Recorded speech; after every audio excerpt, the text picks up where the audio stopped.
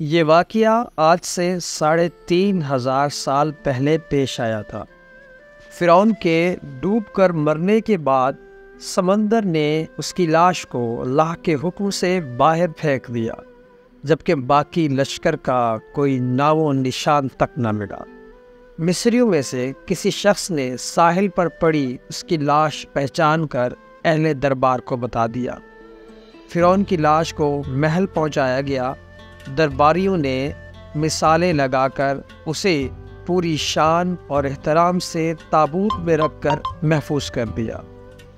حنوط کرنے کے عمل کے دوران ان سے ایک غلطی ہو گئی تھی۔ فرعون کیونکہ سمندر میں ڈوب کر مرا تھا اور مرنے کے بعد کچھ عرصہ تک پانی میں رہنے کی وجہ سے اس کے جسم پر سمندری نمکیات کی ایک تہ جمی رہ گئی تھی۔ مصریوں نے اس کی لاش پر نمکیات کی وہ تہ اسی طرح رہنے دی اور اسے اسی طرح حنوط کر دیا۔ وقت گزرتا رہا، زمین و آسمان نے بہت سے انقلاب دیکھے جن کی گرد کے نیچے سب کچھ چھپ گیا، حتیٰ کہ فرعون کی حنوط شدہ لاشیں بھی زمین کی تہوں میں چھپ گئیں۔ ان کے نام صرف کتابوں، ان کی تعمیرات اور لوگوں کے ذہنوں میں رہ گئے۔ اس واقعے کے 2000 سال بعد اس دنیا میں اللہ کے آخری نبی حضرت محمد مصطفیٰ صلی اللہ علیہ وسلم تشریف لائے۔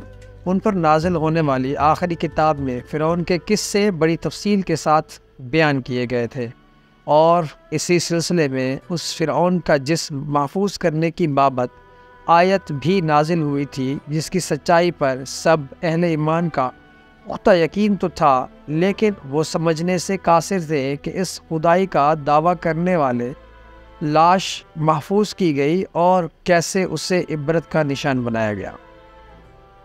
1871 میں مصر کے ایک شہر الغورنیہ سے تعلق رکھنے والے غریب اور معمولی چور احمد عبد الرسول کو فرعون کی حنوط شدہ لاش کی طرف جانے والا خفیہ راستہ تک رسائی مل گئی۔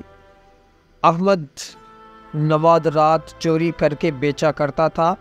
ایک دن وہ دریائے نیل کے کنارے تبسا کے مقام پر اسی سلسلے میں پھر رہا تھا جب اسے ایک خفیہ رستے کا پتہ چلا۔ وہاں وہ نوادرات کی چوری کے لیے جگہ کھود رہا تھا کہ اسی دوران اسے کچھ لوگوں نے پکڑ لیا اور پولیس کے حوالے کر دیا۔ وہ جس جگہ کو کھود رہا تھا وہاں سے ملنے والے راستے کی جب مسلسل کھدائی کی گئی، 1891 کو دوسری ممیوں کے ساتھ اسی غرق ہونے والے فرعون کی لاش بھی مل گئی۔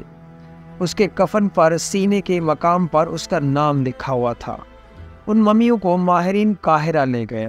جب ان کا تفصیل سے جائزہ لیا گیا تو فرعون والی ممی پر جمی نمکیات کی تہ سے تصدیق ہو گئی کہ یہ وہی فرعون ہے جسے اللہ نے پانی میں غرق کر کے بدترین انجام سے ہمکنار کیا تھا۔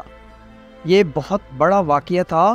اس کی تصدیق کے لیے دنیا بھر کے ماہرین، آثار قدیمہ اور سائنسدان مصر کی طرف امٹ پڑے۔ مختلف سائنسی ٹیسٹ کرنے کے بعد دنیا بھر کے سائنسدانوں نے تصدیق کر دی کہ دوسری سب لاشوں کی نسبت صرف فرعون کی لاش پر ہی سمندری نمکیات کی تہ جمی ہوئی تھی۔ اس تصدیق کے بعد اسے فرعون کی لاش قرار دے کر عجائب گھر میں محفوظ کر دیا گیا۔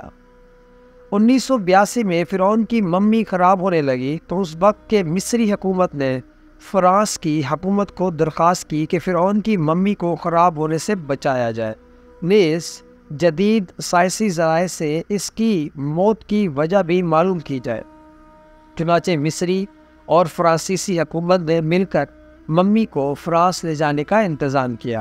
جب فرعون کی لاش کو فرانس پہنچایا گیا تو ایئرپورٹ پر اس دور کے فرانسیسی صدر بذات خود حکومت اعلیٰ کے عہدیداروں، تمام وزراء اور فوجی افسروں کے ساتھ استقبال کے لیے موجود تھے۔ فرعون کی لاش کا استقبال کسی عظیم زندہ بادشاہ کی طرح کیا گیا۔ فوجی دستوں نے سلامی دی۔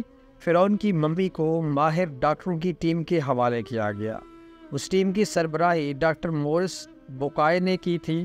مائکروسکوپک ٹیسٹوں کے ذریعے ممی کے تمام اعضاء کا باریک بینی سے جائزہ لیا گیا تو معلوم ہوا کہ اس کی لاش اور جسم میں سمندری ذرات ابھی تک موجود ہیں اور موت کی وجہ بھی پانی میں ڈوبنے کی وجہ سے ہوئی تھی۔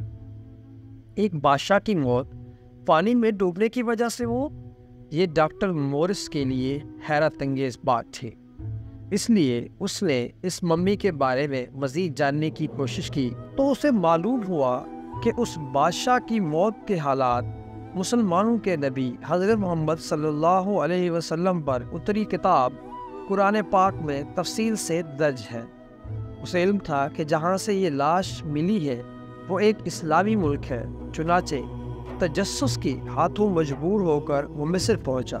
اس سائنسدان نے قرآن پاک کھول کر اسے سورہ یونس کی آیات 90 تا 92 تک کا ترجمہ لفظ بلفظ سنایا۔